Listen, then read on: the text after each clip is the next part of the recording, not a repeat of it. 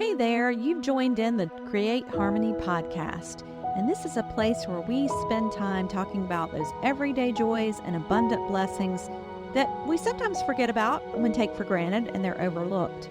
We set our rhythms with the rhythms of nature and celebrate the changes that each season brings. So I'm your host, Sally Burlington, and this is episode 103. If you've been following along, we've been using a book called All Creation Waits by Gail Boss.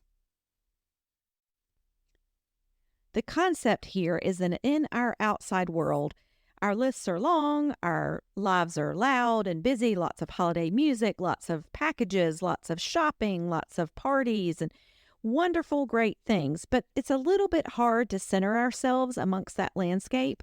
And so we are taking a page from nature and looking out into nature because at this time of year, nature is more quiet and more subtle and more dormant. And we are just using that as a source of inspiration. So we've been through some stories about some creatures from nature that were in the book, All Creation Waits. We've been through the honeybee, the chipmunk, the red fox, and today we are going to hear a story about the Northern Cardinal. So I'd like for you to pay attention to what jumps out at you and think about how this can inspire you as you journey through your holiday season. So here's our story.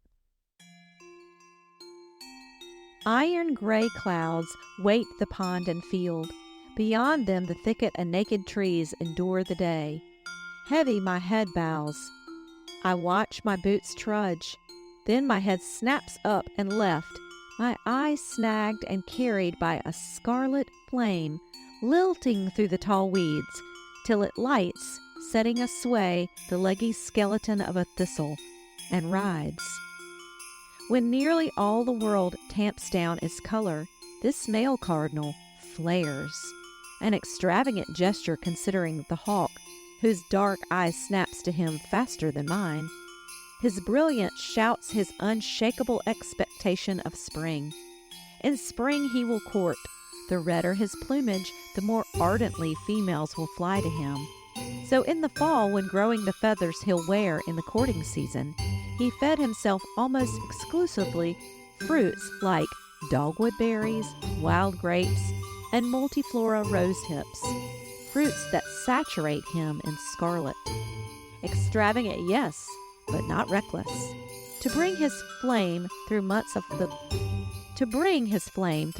cold that strip the world to the bone, he must give deep attention to his body. The flight that caught my eye and heart was no joyride. Swaying on this thistle stalk, he did not sing, not in winter.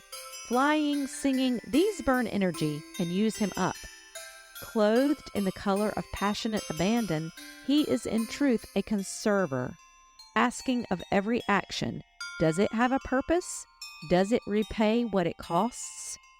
To fuel his life, winter leaves him only seeds. As the cold sharpens, he needs more seeds to fuel his furnace to its 105-degree Fahrenheit survival heat.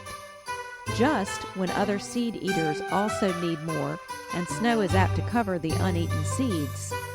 So in late fall and early winter, he chooses to eat more than he needs, but exactingly. He knows he soon must wear a reserve of fat or he'll freeze. Too little fat, he will fall, but too much fat, and he will also fall. Fat slows him down. Fat slurs his dart and weave. And the hawk, watching the open fields of wheat and grain, watching the backyard feeders, dives quick and clean. So each day the cardinal weighs his reserve. He senses precisely how much fat is spread beneath his thin skin. Also he takes a measure of his temperature and the length of day, sensing how much winter remains. He places all he knows in a finely felt balance, which tells him how much he must eat to add an exact excrement of fat. By fractions of grams, he grows himself so that he is weightiest exactly when winter is most harsh and food meager. He aims for a scalpel's edge, just heavy enough each week of intensifying cold to fuel his purposes, just light enough to whisk away should talons fall from the sky. The cardinal holds on as the thistle slows its sway. Maybe he's weighing himself, noting how far the stalk is dipped when he landed, how fast it bounces back. If he can navigate the narrow path between too thick and too thin, too much and too little, he'll arrive at his long expected spring. He'll blaze out then and dazzle, hobbling, flitting, cavorting, singing, "What cheer, what cheer, what cheer?"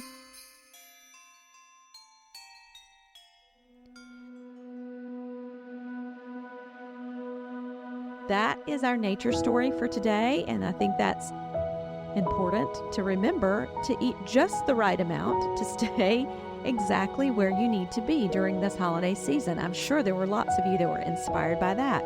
So hopefully you'll come back next week as we turn to another wildlife creature and consider how nature responds to this time of year. And until next time, peace.